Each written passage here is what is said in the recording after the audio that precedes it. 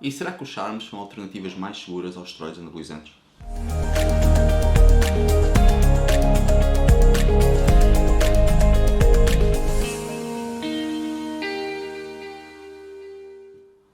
Não me alongando muito sobre esta última parte desta sequência de vídeos sobre os esteroides anabolizantes, vamos encarar então a problemática dos charmes, substâncias que têm surgido recentemente como uma alternativa potencialmente mais segura aos esteroides anabolizantes no que toca a estes riscos secundários. Adiantando já aqui a minha opinião, eu não concordo com esta perspectiva, tendo em consideração que ainda não existem estudos com estas substâncias que nos permitam atestar a sua segurança a longo prazo, enquanto que com os esteroides anabolizantes existem 80 anos de literatura médica relativa à utilização e ao conhecimento destas substâncias. O mesmo não se passa com os charmes, são substâncias relativamente recentes, apareceram pela primeira vez em 1998 e os primeiros estudos começaram poucos anos depois, embora ainda não existam nenhuma substância que esteja aprovada para uso humano no mercado. Todas as substâncias estão ainda em fase de teste e algumas delas até já abandonadas por parte das farmacêuticas, tendo em consideração também alguns efeitos secundários, a ausência de efeito que foram verificadas nos ensaios, nos trials conduzidos até então. No fundo, então, o que é que são estes charms? Como o próprio nome indica, são moduladores seletivos dos receptores androgénios, ou seja, substâncias que se ligam aos receptores androgénios, ativam-nos, mas que não são quimicamente esteroides anabolizantes e têm ou apresentam menos efeitos secundários associados à sua natureza esteroide, nomeadamente a ligação a outro tipo de receptores, como os receptores glucocorticoides, como os receptores de mineralocorticoides, apresentando então um efeito mais específico no que toca à sua ação. Além disso, conseguem de alguma forma apresentar alguma seletividade para o tecido muscular e para o tecido ósseo. Existem várias substâncias desta natureza no mercado. Os mais comuns de encontrar neste momento é o enobosarb, ou o Ostarin, o ligandrol, a testolone, também conhecido como RAD 140, o S4, o Andarin e também o S23. Muitas vezes confundidos com SARMs, mas não sendo todos SARMs porque não atuam a nível do receptor androgénico. Temos também o GW501516, também conhecido como Cardarin, uma substância que também é bastante utilizada em contexto de doping, mesmo por atletas, mas que, convém salientar, foi abandonada a investigação por parte da farmacêutica em 2007 devido à presença de múltiplos tumores em ratos com dosagens elevadas desta substância. Portanto, apesar dela estar presente ainda no mercado negro como agente dopante e potencialmente benéfico em termos de performance, há este risco conhecido de cancro em animais e que levou ao abandono da sua investigação já há cerca de 10 anos. Temos também o MK677, o ibutamoren, um secretagogue da hormona do crescimento, e portanto também não se enquadra nestes charmes e não vamos abordá-lo aqui neste vídeo. E o SR9009, o stenabolic, que também não atua sobre o receptor de androgénios, portanto aqui também não se enquadra dentro dos charmes, apesar de muitas vezes vermos o termo SARMs designar de uma forma lata todas estas substâncias. Em 1998 foram então descobertas estas substâncias pela primeira vez, em primeiro lugar azaril propanoamidas, que é no fundo a família química do qual o Ostarin faz parte, um dos primeiros a ser identificado. Eles foram sintetizados a partir de um conhecido anti-androgénio, a flutamida, já há cerca de 10 anos, 20 anos aliás, portanto já há algum tempo, mas um espaço ainda relativamente curto para nós podermos conhecer e haver experiência de contacto com estas substâncias por parte de indivíduos humanos, estando ainda a maior parte destas substâncias em trials, não havendo uma única, como disse e reforço, já liberta para uso humano e no fundo podendo ser usado como fármaco. Provavelmente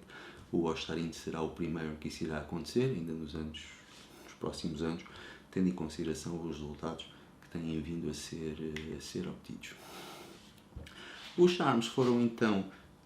criados numa perspectiva clínica para tratamento do mesmo tipo de patologias que os esteroides anabolizantes, nomeadamente situações de caquexia e sarcopenia, devido à sua maior seletividade e efeitos mais anabólicos e uma redução do seu potencial androgénico, tratamento também de situações de distrofia muscular, incontinência urinária feminina devido à capacidade de aumento ou de reforço do próprio músculo puboretal, osteoporose, por aumento de densidade mineral óssea, situações de cancro mamário, Alzheimer, também devido ao efeito neuroprotetor que tem sido identificado, principalmente a um destes charmes, que é o RAD 140, hiperplasia benigna da próstata e também como contracepção masculina, nomeadamente o S23, que tem sido estudado nesse sentido. Já desde aqui percebemos que um dos benefícios ou das vantagens dos charmes relativamente aos esteroides anabolizantes que nós muitas vezes vemos na literatura, na bro science, pela internet, não é todo real. Okay? Se não houvesse uma inibição da produção natural de testosterona, claro que estas substâncias não seriam usadas como anticoncepcionais masculinos. Portanto, aqui explorando precisamente essa ação a nível da inibição da produção de testosterona. Bom, neste momento, apenas 2 destas substâncias estão em ensaios clínicos, ou seja, estudos com humanos, nomeadamente o Ostarine e o Ligandrol. São os 2 únicos que já se encontram em fases de estudo em humanos, o Ostarine já em fase 3, o Ligandrol ainda em fase 2. Em ensaios pré-clínicos, portanto em animais, temos o RAD 140 e o S23. O S4, o Andarine, já teve a sua investigação abandonada ainda durante a fase pré-clínica, devido a efeitos secundários, como iremos ver um pouco mais adiante, nomeadamente a nível de visão. Relativamente ao Ostarine, alguns estudos têm de facto demonstrado um potencial anabólico interessante, com aumentos de massa muscular na ordem dos 3% ao final de 12 semanas, com uma dose baixa de 3 mg. Atenção que as doses utilizadas em contexto terapêutico são relativamente baixas àquelas que nós vemos recomendadas para o uso de fim dopante, cerca de 10 vezes mais, cerca de 20 a 40 mg diárias de Ostarine, e ganhos relativamente modestos, na ordem dos 3%, serão conseguidos com 3 mg, obviamente que serão certamente superiores com estas doses massivas que são recomendadas para uso para fins estéticos e de melhoria de performance. É verdade também que os charmes têm impacto a nível do perfil lipídico, impacto esse comprovado mesmo com doses tão baixas quanto as 3 mg que referimos anteriormente, com uma redução significativa do HDL, verificando-se também uma redução dos níveis de testosterona e dos níveis de SHBG. Portanto, os charmes têm impacto a nível do eixo hipotálamo, hipófise, gónadas, e isso foi verificado, é verificado na literatura e nos trials que já foram efetuados até então, mesmo com doses tão baixas como 3 mg no caso do Ostarine, então imaginem com 30. Não é verdade que elas não afetem a produção natural de testosterona. No caso do Ligandrol, que também já se encontra em ensaios clínicos em humanos, em fase 2, também foram verificados ganhos interessantes a nível de massa magra, até um pouco superiores àqueles que foram verificados com o Ostarine, em doses de 1 mg, portanto a dose efetiva do Ligandrol é mais baixa do que do Ostarine, ganhos na ordem de 1,3 kg ao final de 21 dias, cerca de 400 gramas por semana, que são de facto ganhos bastante significativos, também ganhos de força efetivos, mas mais uma vez tendo sido verificado um efeito a nível da produção natural de testosterona com redução dos seus níveis e também dos níveis de SHBG. Portanto, o efeito inibidor do eixo verifica-se igualmente com o Ligandrol, mesmo em doses baixas, como 1 mg. Também se verifica uma redução do HDL, tal como acontece para o Ostarine, que tem sido também transversal a todos os charmes estudados até então. Relativamente ao S23, ele não se encontra em ensaios clínicos, está em fase pré-clínica, portanto estudos em animais, sendo estudado como um potencial anticoncepcional, devido ao seu efeito inibidor precisamente da produção de testosterona e da espermatogênese. Quanto ao RAD 140, a testolone, ele foi descoberto já mais tarde do que os outros, em 2011, encontra-se em fase pré-clínica também, só existem ainda estudos em animais disponíveis e ele tem sido, no fundo, estudado para tratamento da osteopenia, caquexia, com o efeito neuroprotetor também reconhecido in vitro ainda e efeitos antiproliferativos que, no fundo, fundamentam o seu potencial uso em situações de cancro da mama. Os ganhos de massa muscular em animais também parecem ser significativos e no que toca a efeitos secundários, ainda nesta fase pré-clínica, parece ser uma droga promissora, ou seja, ter uma relação favorável entre efeitos secundários e efeitos benéficos, provavelmente entrando em fase clínica para breve, mas ainda faltarão longos anos até que esta droga possa de alguma forma ser liberada para o uso humano em qualquer país. Relativamente ao S4, a sua investigação foi abandonada já há algum tempo por parte das farmacêuticas que detinham a patente. Ele estava a ser utilizado para tratamento de hipertrofia benigna da próstata, osteopenia, caquexia, mas provocava problemas de visão, nomeadamente deteriorava a visão noturna, a visão ficava turva e amarelada devido à ligação do andarim do S4 aos próprios receptores do olho, alterando a este nível, e como a substância também não apresentava benefícios relativamente às outras que já estavam a ser estudadas, a droga acabou por ser retirada. Um outro aspecto muito importante quando falamos dos charms é a questão da sua disponibilidade. Isto porque não há nenhum país no mundo onde os charms estejam aprovados para o uso humano. E o que é que isto significa?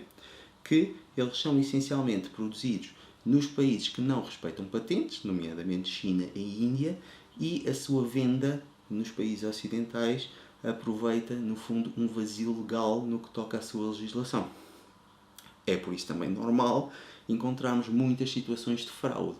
Nos Estados Unidos, e um estudo na alfândega americana, que no fundo apreendeu várias destas substâncias, verificou que apenas 41% delas estavam em conformidade com aquilo que era descrito no rótulo, ou seja, eram efetivamente SARMs. Muitas outras continham SARMs, mas continham outras substâncias também não listadas, e uma fatia significativa não continham de todo estas substâncias. Cerca de 27% era esteroides convencionais. Portanto, a questão da qualidade e do acesso também é importante ter em consideração quando falamos dos charms.